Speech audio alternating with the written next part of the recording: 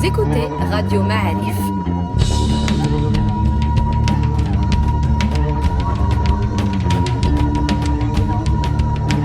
Le podcast Histoire.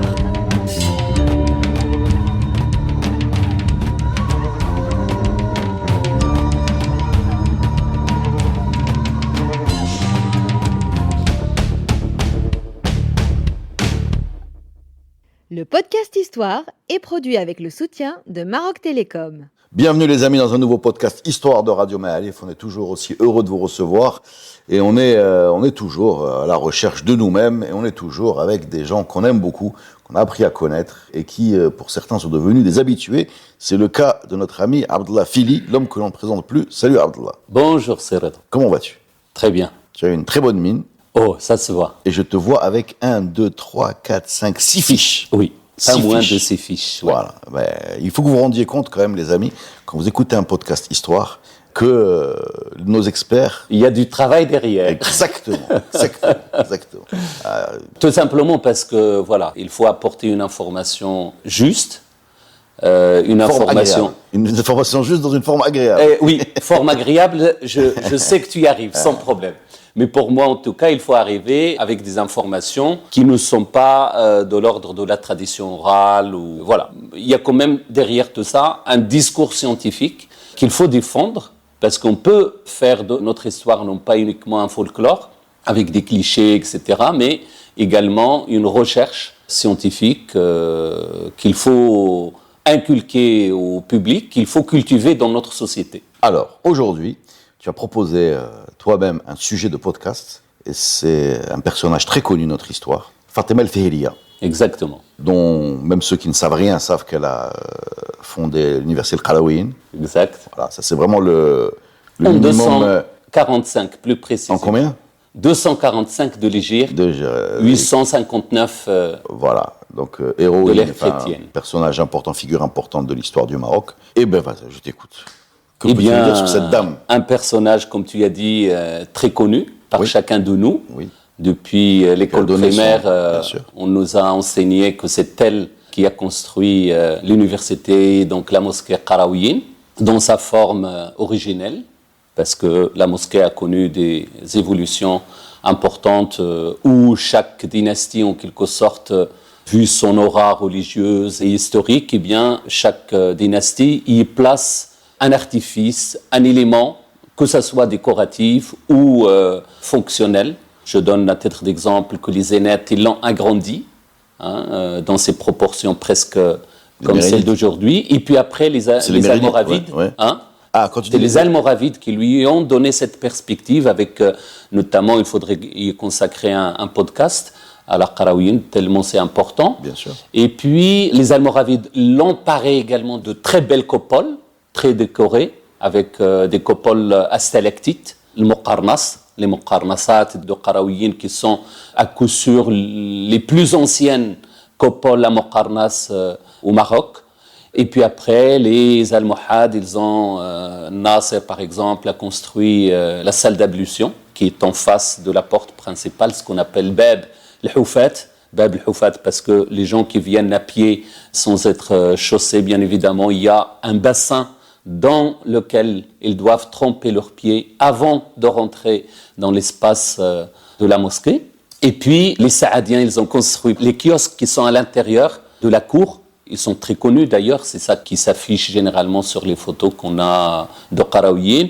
Les Mérinides, par exemple, ils ont construit la bibliothèque Qarawiyyin avec un accès direct de la mosquée vers cette bibliothèque, ainsi de suite. Donc si vous allez à Al-Qarawiyyin aujourd'hui, vous avez une compilation, en fait, des ajouts successifs pratiquement de chaque toutes pouvoir, les dynasties. Oui, de toutes les dynasties. On date le début, mais en fait, chaque morceau vient d'une période. D'accord. Exactement. D'accord.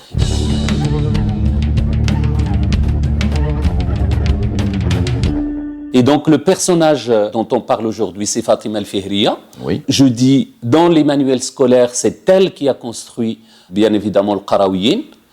Et cette tradition qui nous est chère, qu'on retrouve pratiquement chez absolument tous les Marocains, eh bien, il s'avère partir d'une seule source, celle d'un personnage et d'un historien, d'un chroniqueur qu'on ne présente plus à Radio Ma'arif, celui d'Ibn Abi Zar'.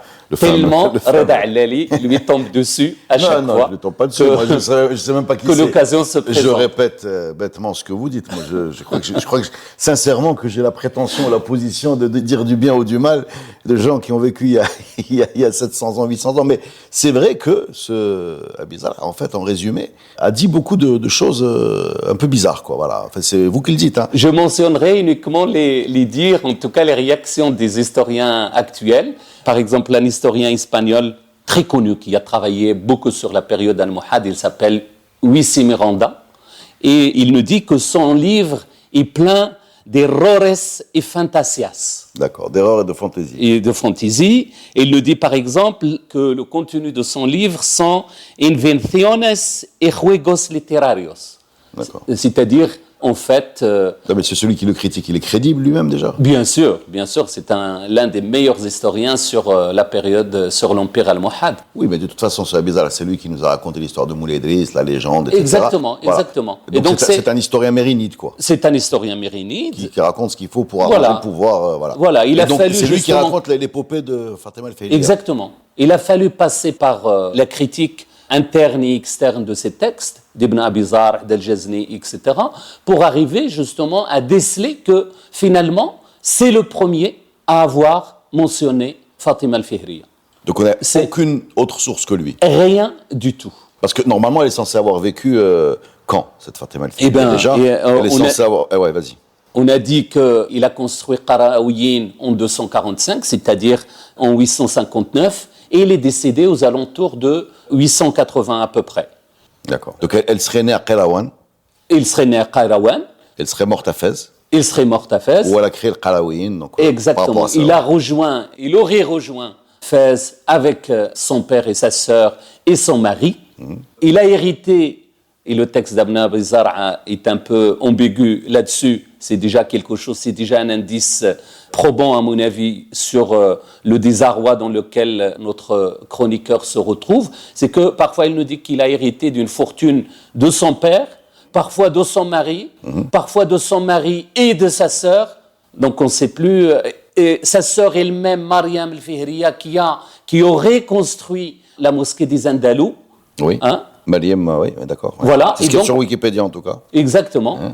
Et donc c'est connu. Je veux dire, le moins.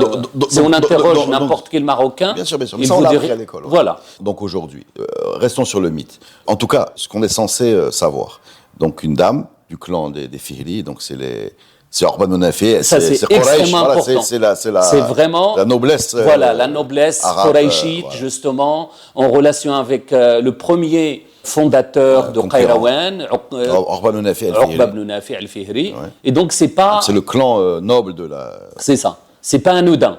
Donc c'est pas anodin. Et de là, il crédibilise en quelque sorte son discours en se fondant sur tout ça, avec parfois à celui qui fait très attention des choses complètement bizarres. J'en voudrais pour preuve, par exemple, le fait qu'il nous dit que Fatima el-Fihriya s'appelle en fait Fatima bint Mohammed bin Abdullah. Et à celui qui va réfléchir un petit moment sur cette filiation, il va retrouver que finalement, Fatima, c'est le nom de la fille du prophète, Fatima al-Zahra. Ouais. Son père, c'est Mohammed, et son grand-père, c'est Abdullah. C'est la généalogie prophétique. Et déjà, il y a quelque chose d'apocryphe là-dedans. Et ce n'est pas le premier truc chez Ibn Abi Zar'. Avec les hadiths apocryphes, par exemple, il y en a... Ça veut dire apocryphe, là. C'est-à-dire, c'est des faux hadiths, en fait. C'est monté de toutes pièces. Par exemple, quand il nous dit que... juste pour qu'on soit bien clair, le fait que Fatima ait le même nom que la fille du prophète, que son père ait le même nom que le prophète, et que son grand-père ait le même nom que le père du prophète, c'est un hasard étrange. Je suis d'accord que ce n'est pas la preuve probante. Bien sûr. Mais, en tout cas, ça suscite une certaine attention vis-à-vis de... Et l'historien, c'est une alerte. Voilà. Attention, est-ce que cette filiation est déjà... Est-ce que ça tient la route ou pas du tout? Deuxième chose, il n'est pas à sa première... par exemple, quand il nous parle de la fondation de Fès, il nous dit que le prophète Mohammed, il rapporte le hadith, a béni l'emplacement de la ville de Fès. Il prédit que les gens qui vont s'installer à Fès seront de bons musulmans, etc., etc. Qui l'a béni? Le prophète Mohammed. Mais quand? Au dire d'Ibn Abi Zara. C'est-à-dire il serait venu. C'est-à-dire quelques siècles avant. avant Enfin, surtout à quelques milliers de kilomètres, surtout. Ouais. C'est des siècles.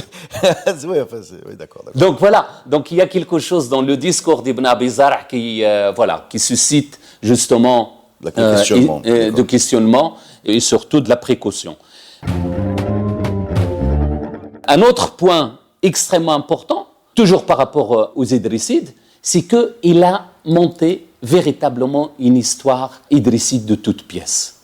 On sait très bien que l'histoire des Idrissides est disséminée un peu dans les ouvrages de géographes, d'historiens. Mais voilà, c'est une petite histoire par rapport à la grande histoire dans laquelle il voulait vraiment la placer, par souci justement de légitimité de ses princes, de ses sponsors, c'est-à-dire les Mérinides, et notamment à l'époque où tout le monde, en quelque sorte, cherchait une forme de légitimité.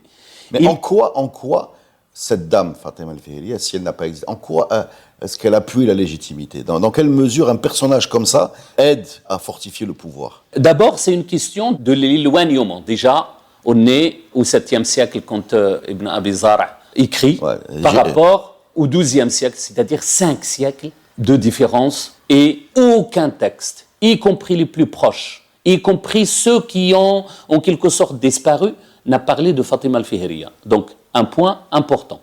Deuxième élément, c'est que même dans le discours d'Ibn Abi Zara, quand il fait la généalogie et la transmission du pouvoir des Idrissides, il passe d'Idriss Ier, Idriss II, Mohammed ibn Idriss, Ali ibn Mohammed, Yahya ibn Idriss, et il s'arrête. Et il ne place automatiquement Fatima al-Fihriya. À ce moment-là, qu'est-ce qui s'est passé dans l'histoire des Idrissides, ou dire même d'Ibn Abi Zara? C'est qu'il y a un prince qui s'appelle Yahya ibn Yahya, le fils de Yahya ibn Idriss, qui a commis, qui est un peu débauché. Voilà, complètement. Et qui s'est une sorte de hammam, non? De hammam, avec la juive, etc., etc. Il aurait abusé, il aurait agressé une femme, voilà. Voilà, exactement. Donc c'est une histoire bizarre. Pas brillante, pas brillante. Voilà, pas très sympathique. Pas glorieuse, ouais. Donc, pas glorieuse, et qui remplit justement tout musulman, ou tout simplement, surtout tout mérinide, qui réclame justement l'appartenance aux Idrissides, ou en tout cas la mise en valeur des Idrissides, eh bien, c'est pas très glorieux, c'est un peu honteux, en fait. Et donc, il place l'histoire de Mariam en même temps que cet événement. Donc, il redore le blason au moment où le rejeton fait... Exactement. Et comme par hasard, c'est une femme... Parce que si je ne me trompe pas, corrige-moi si je me trompe, mais l'histoire dit qu'il aurait abusé d'une femme juive dans un hammam, et que la population l'aurait lynché, justement. Voilà, donc il était en est mort de honte le lendemain. Voilà, qu'il a été très impopulaire. Et donc là, on sort un personnage blanc, enfin, je dis blanc, vierge, de toute... saint, quoi, voilà.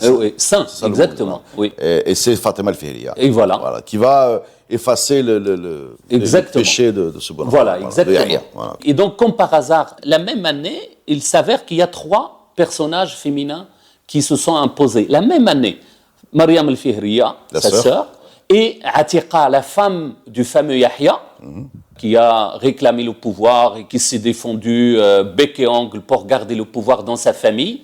Et il y a également la juive en question. Donc, c'est une période où la femme s'est un peu imposée sur la scène politique, contrairement il y a 4 d'un coup, en fait. 4 d'un coup. Il y a la sœur de Fatima al-Fihriya. Fatima al-Fihriya. Elle-même. Atiqa, donc la femme de Yahya. Et Hanna, la juive. Hanna, c'est la victime de Yahya. D'accord. Donc, c'est un peu curieux. Et troisième élément, c'est que quand il ne parle, par exemple, de la fondation de Qarawiyyin, il a mis ça dans un discours très imagé, très sympathique, avec, par exemple, l'achat du terrain, avec ses propres deniers. Donc, il fallait, en quelque sorte, présenter un discours l'argent de irréprochable. D'accord. Oui, parce qu'il a hérité, comme on l'a dit, dans un texte, il nous dit, dans un paragraphe, il nous dit que c'est l'héritage de son père. Dans un autre, il nous dit l'héritage de son mari, de sa sœur. Elle a une fortune d'origine c'est ça. Et donc, l'héritage variable. est forcément quelque chose qui absout en quelque sorte tout péché qui pourrait porter atteinte à la légitimité de la construction. Donc ça, c'est extrêmement important. Et tout le discours, il nous dit ça. Il nous dit par exemple que Il a creusé le puits qui est au milieu de la cour, encore à son époque, à l'époque d'Ibn Abi Zar', qui est encore au milieu de la cour de la mosquée Qarawiyyin à son époque. Or, la cour de l'époque d'Ibn Abi Zar', il ne date pas de l'époque idrisside. Ça, c'est archéologique, c'est vraiment la donnée archéologique. Il date de l'époque zénète. Il n'existait pas la cour. Qu'est-ce que s'appelle l'époque zénète? L'époque zénète, c'est à partir du Xe siècle, c'est-à-dire en 959. C'est entre Moulay Idriss et les Almoravides. Exactement, exactement. C'est eux qui ont agrandi la mosquée. C'est-à-dire qu'il nous explique que ce puits a été creusé sous Fatima al-Fihriya. C'est ça. Alors que toi, archéologue, tu dis non, c'est après. Exactement, parce que la cour actuelle, il n'existait pas à l'époque idrisside. Il a été tout simplement aménagé à l'époque. Tu es impitoyable. Hein, tu es impitoyable. Deuxième élément, c'est qu'il nous dit par exemple, pour vraiment favoriser ce discours symbolique et recherché, c'est de dire par exemple que tous les matériaux de construction ont été extraits sur place, c'est-à-dire à Qarawiyyin même, l'endroit même de la construction de la mosquée. Or, on sait pertinemment que dans cet endroit, il y a des fouilles qui ont eu lieu en 2006. C'est vrai, la mosquée est construite soit en pierre, soit en pisé, et on n'a pas trouvé de trou, par exemple, de puits pour extraire les matériaux de construction, etc. C'est un endroit qui, probablement, tous les matériaux sont ramenés de l'extérieur. Et il nous dit même jusqu'à dire que le sable, vous imaginez, le sable est extrait sur place. Or, la terre sur place, c'est du calcaire, il n'y a pas de sable. Donc, c'est dire qu'il y a une recherche vraiment de légitimer son discours et de légitimer surtout l'engagement de Fatima al-Fihriya dans la construction en disant que c'est vraiment quelque chose qui est pieux, qui est sain, qui est propre. Et qui est local. Et surtout, Fatima al-Fihriya, pendant des années de construction, il a jeûné en attendant la fin de la construction. Donc, on a cherché tous les moyens pour amadouiller en quelque sorte le lecteur et pour dire que, voilà, c'est une construction bénie. Muqaddasa. C'est ça, exactement, sacrée, faite dans des conditions sacrées, entourée du sacré de bout en bout.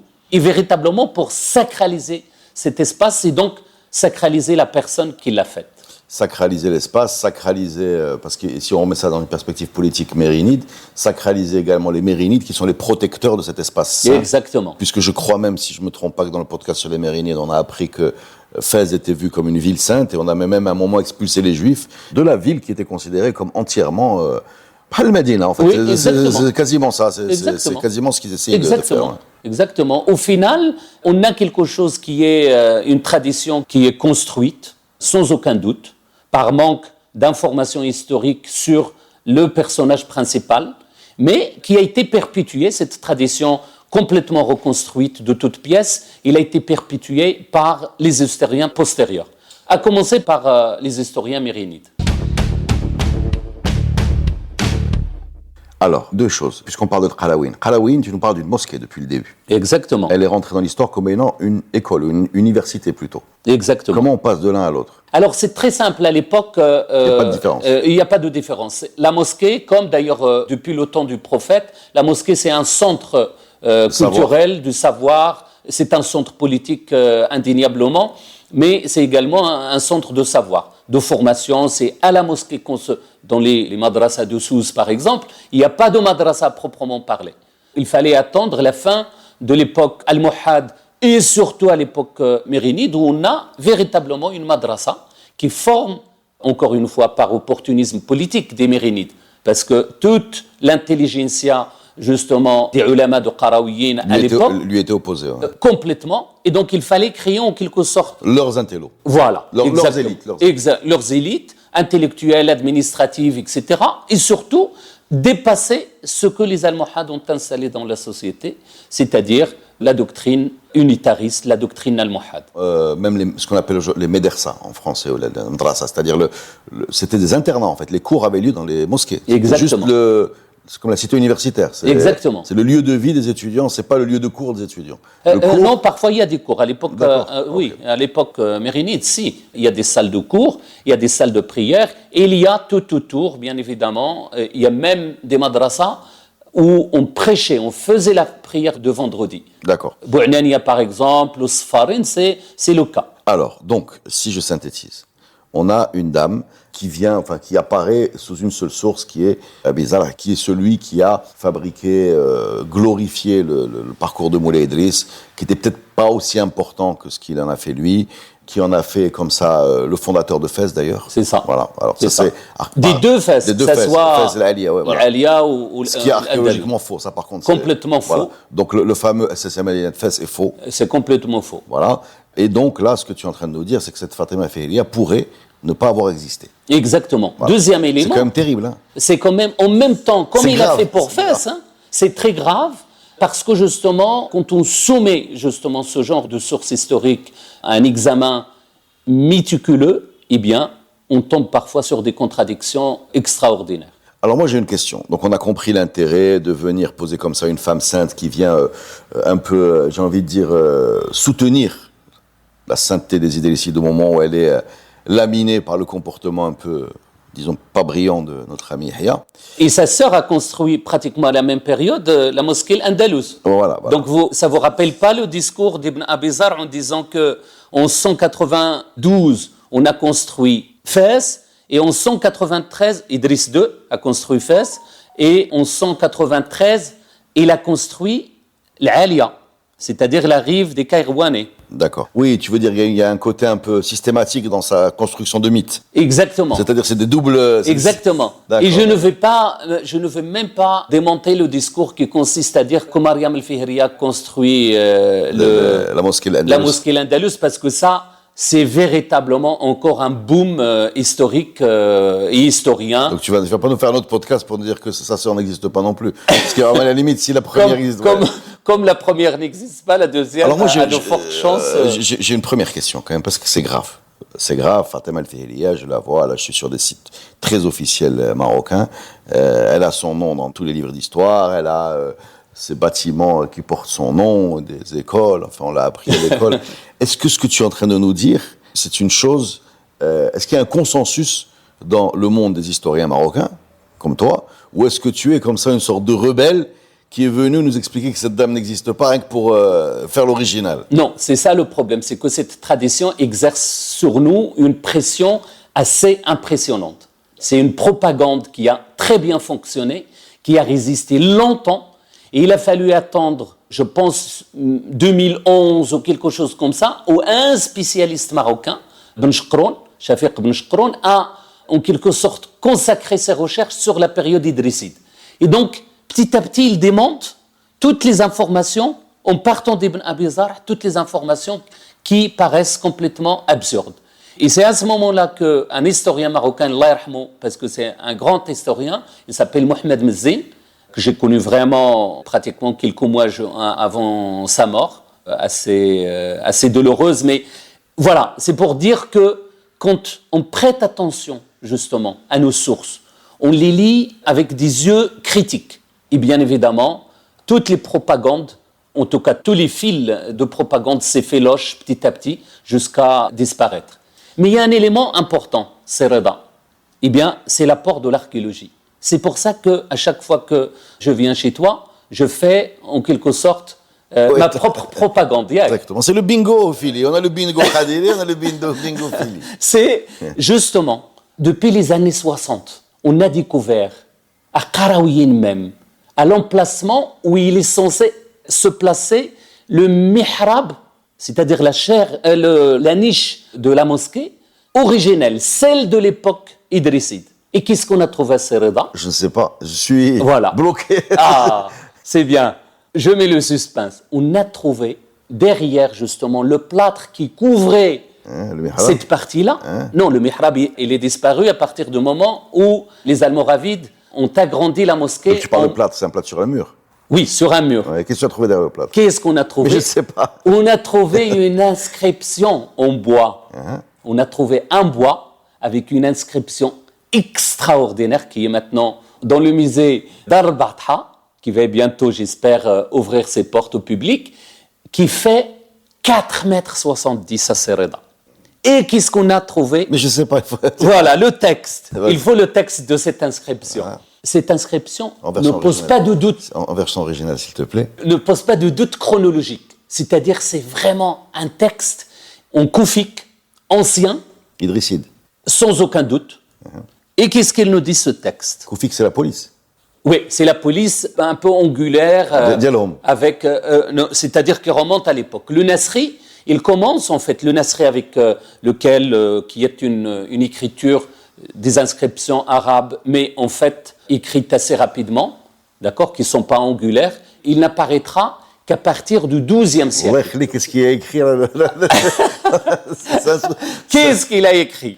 Il a écrit « Mimma amara bihi al-imam a'azzahu Allah Daoud ibn Idris abqahu Allah wa akramah wa nasarahu nasran azizan wa fataha lahu fathan mubina » Daoud ibn Idris. Donc vous imaginez que Daoud ibn Idris, en 200, parce qu'il y a une date, c'est ça ce qui est intéressant. Alors encore, on peut douter de l'inscription elle-même, en disant, ben voilà, on va demander à un artisan. Daoud ibn Idris, c'est quand? Ah, exactement. C'est le point. C'est ça. Alors c'est... Je pense d'être sur Netflix. On a... Tu sais, mais qui est en les épisodes.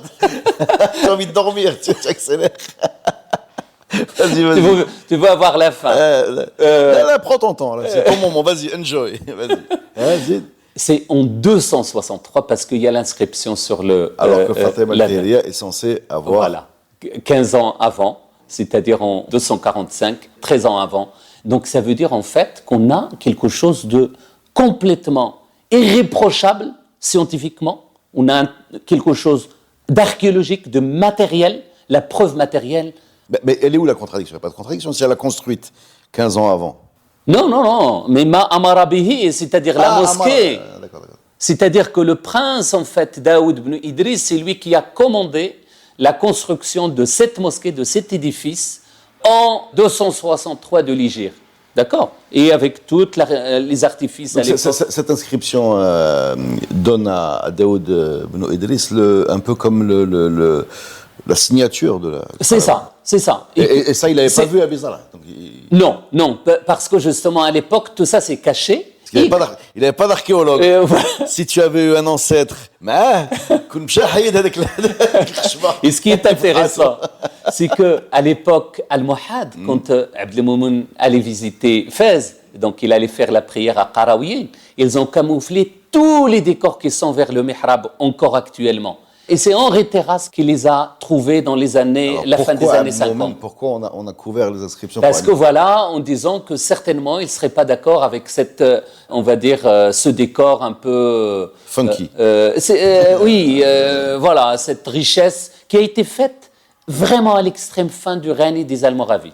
Et donc le mihrab et toutes les coupoles, et tout le décor somptueux, eh bien c'est un décor almoravide. Moi j'ai une question peut-être. Alors cette inscription, Amara Bihi, Daoud ibn Idris, etc., elle est dans un musée marocain. Oui.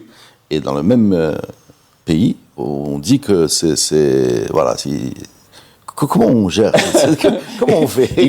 C'est pour ça que je te dis que je défends les couleurs de l'archéologie en demandant à chaque fois aux historiens de s'ouvrir sur l'archéologie parce que c'est une source incontournable de l'histoire. Et donc ils ont privilégié les textes. Et les textes qui sont bien évidemment mis en avant depuis, tu ne peux pas imaginer combien... la matière. Voilà, Ibn Abi Zar', il a eu un succès retentissant. C'est des centaines de manuscrits, d'accord? Même par rapport à Ibn Addari, qui est pratiquement son contemporain, il n'a pas eu son succès. Parce qu'il a dit ce que les gens ont envie d'entendre. Exactement. Et d'ailleurs, il y a une certaine modernité chez ce Abi Zar', puisque l'idée de chercher des femmes pour... consolider la mythologie est assez novatrice. Et oui, voilà. oui, donc, exactement. Il faut lui reconnaître d'être un peu... au moins, on peut lui donner ce crédit. Exactement. Il a des bonnes idées. Donc voilà, donc c'est quelque chose qui est particulièrement intéressant. Au moins, on commence à douter. D'accord? Voilà, c'est ça. Plus que de douter. Là. Après ce mais podcast, bon, il faut aussi qu'on soit humble devant l'écriture histoire. Un bon Allahu A'lam. C'est important. C'est important parce que c'est la source justement du travail qu'on engage sur le terrain comme sur les textes. Peut-être qu'on va trouver d'autres textes. Malheureusement, il faut que l'école d'historiens marocains s'ouvre sur l'archéologie parce qu'il y a énormément de mise en cause justement de ça, et surtout critiquer les sources dont nous disposons. Ça, Alors, c'est vraiment important. On est vraiment désolé. On nous a fait le reproche bien justifié de trouver qu'il y avait peu de femmes dans nos podcasts dans l'histoire du Maroc. Et on a demandé à Philly de nous éclairer sur une des plus illustres d'entre elles. Il a fini par nous dire qu'elle n'existait peut-être pas. Voilà, donc je suis désolé. C'est catastrophique.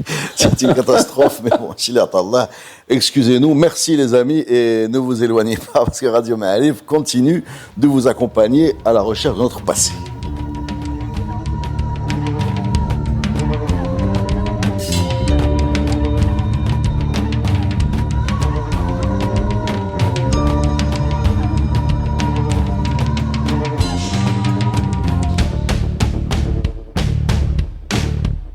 Le podcast Histoire est produit avec le soutien de Maroc Télécom. Maroc Télécom, un monde nouveau vous appelle.